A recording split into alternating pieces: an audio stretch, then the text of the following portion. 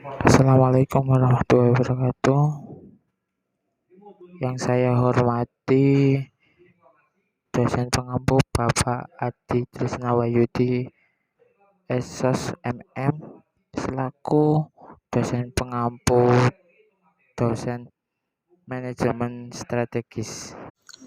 Di sini kami dari kelompok 4 yang akan menjelaskan strategis of unrelated diversion.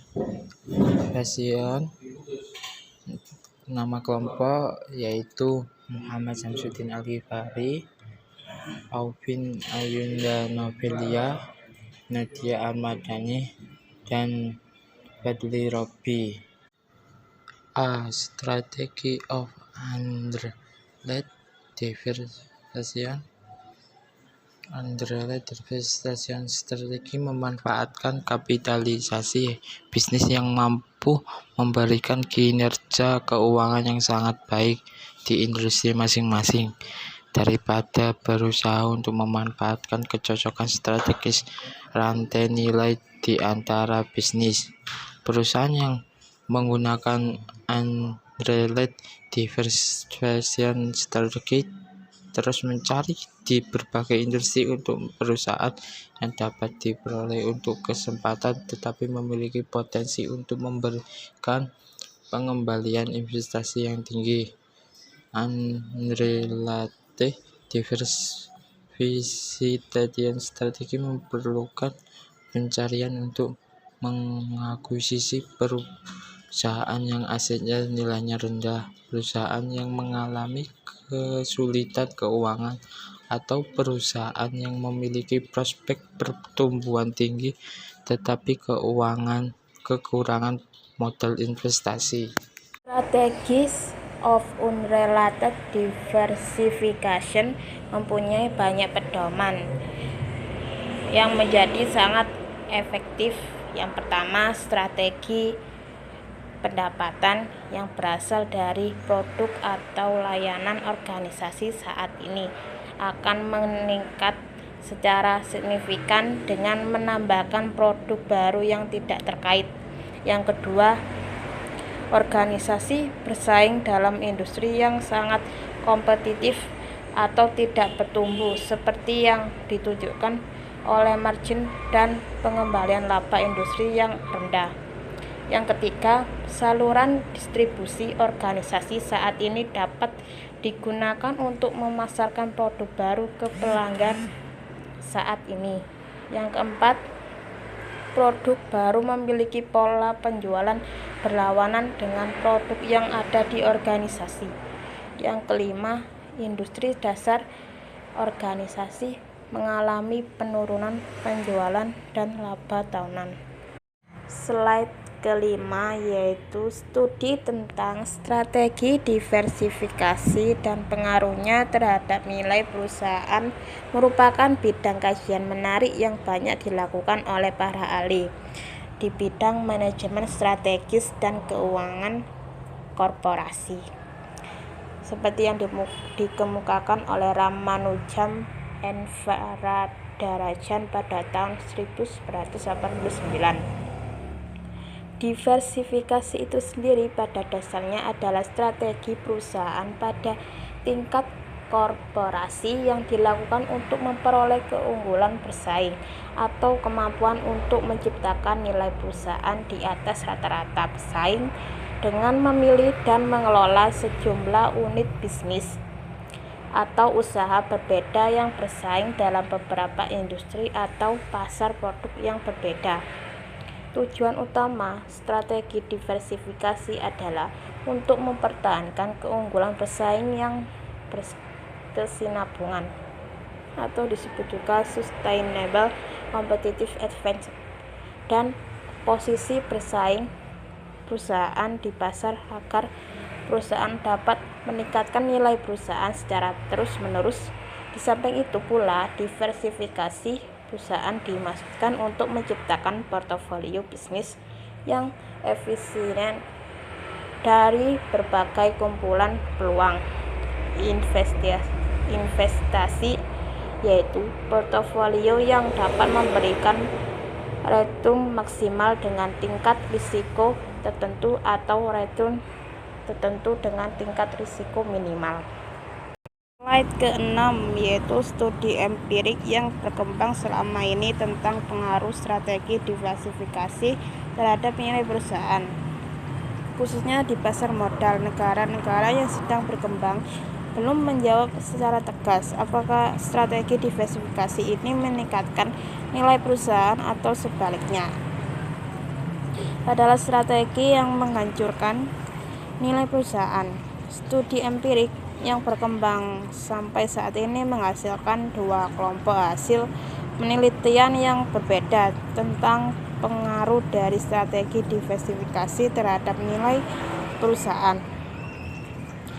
Hasil penelitian pertama menunjukkan bahwa diversifikasi perusahaan merupakan value destroying strategi atau strategi yang berdampak terhadap penurunan nilai perusahaan atau menyebabkan nilai perusahaan terdiskon relatif dibandingkan dengan perusahaan-perusahaan fokus atau segmen tunggal yang beroperasi dalam industri yang sama. Penurunan nilai perusahaan akibat strategi diversifikasi ini dikenal dengan istilah diversification discount.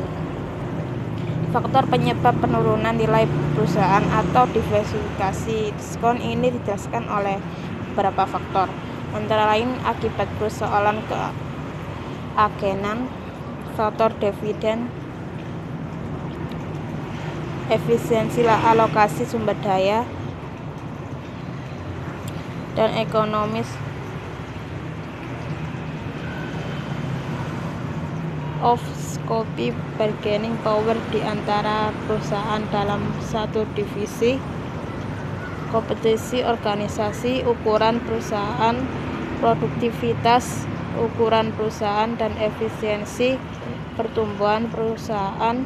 Hasil penelitian ini sejalan dengan kearifan konvensional di antara para ahli manajemen keuangan yang menyatakan bahwa diversifikasi itu sendiri tidak bisa meningkatkan nilai perusahaan. Pandangan serupa juga diungkapkan oleh Braley and Mayrisch 2003 yang menyatakan diversifikasi itu lebih mudah dan lebih murah bagi para pemegang saham daripada dilakukan oleh perusahaan.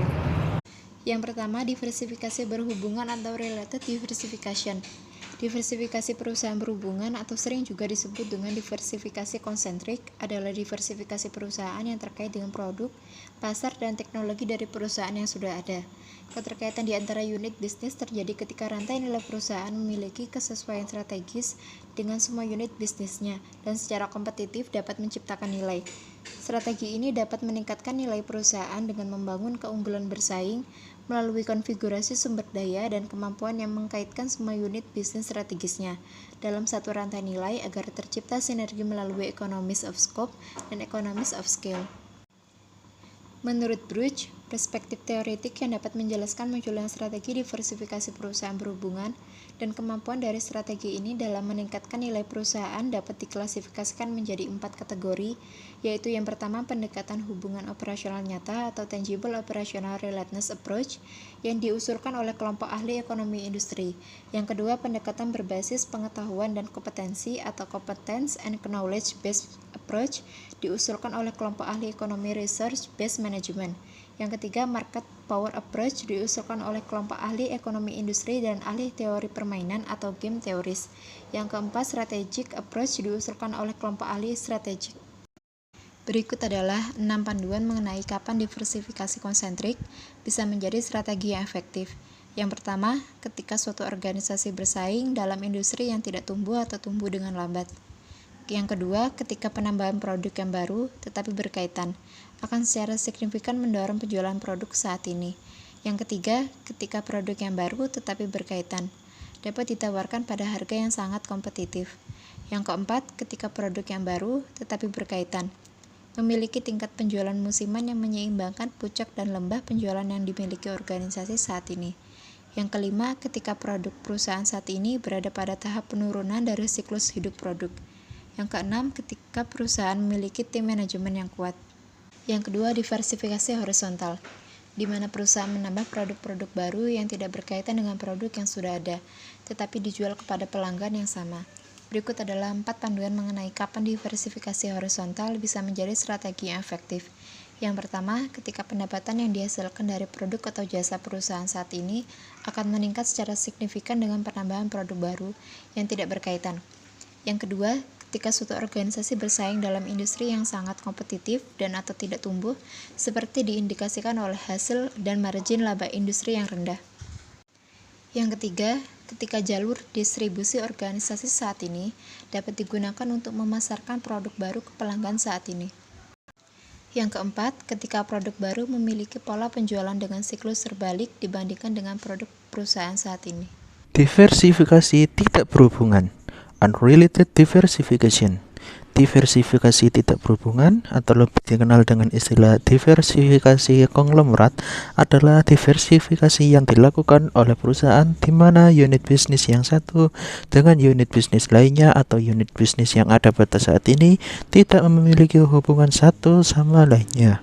Diversifikasi tidak berhubungan terjadi ketika rantai nilai pada masing-masing unit bisnisnya tidak sama, serta tidak terdapat hubungan antar unit bisnisnya dan secara kompetitif memiliki nilai tersendiri.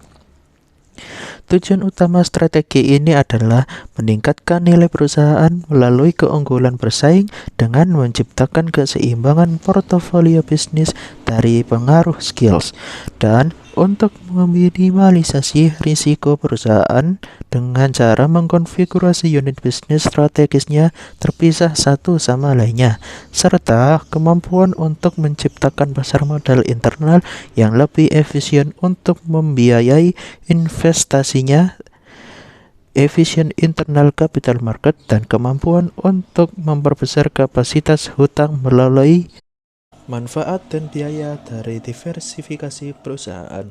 Menurut Martin dan Seirak 2003, perusahaan yang melakukan strategi diversifikasi lebih mempertimbangkan faktor manfaat dan biaya dari setiap keputusan strategi diversifikasi perusahaan serta efeknya terhadap nilai perusahaan. Beberapa studi empirik telah menunjukkan manfaat ekonomis dan finansial dari strategi diversifikasi perusahaan yang dapat meningkatkan nilai perusahaan baik di negara-negara maju maupun negara yang sedang berkembang. Manfaat ekonomis tersebut meliputi manfaat sinergi operasional dan finansial, kemampuan untuk meningkatkan kapasitas hutang yang lebih besar, pasar modal internal yang efisien, dan kemampuan untuk menurunkan risiko, serta manfaat perlindungan pajak. BT 1990 mengidentifikasi manfaat potensial bagi para pemegang saham dari strategi diversifikasi perusahaan, yaitu hubungan terhadap konsumen, pemasok, kreditor, dan aparatur perpajakan pada perusahaan yang terdiversifikasi dipengaruhi oleh keuntungan agregat dari unsur bisnisnya.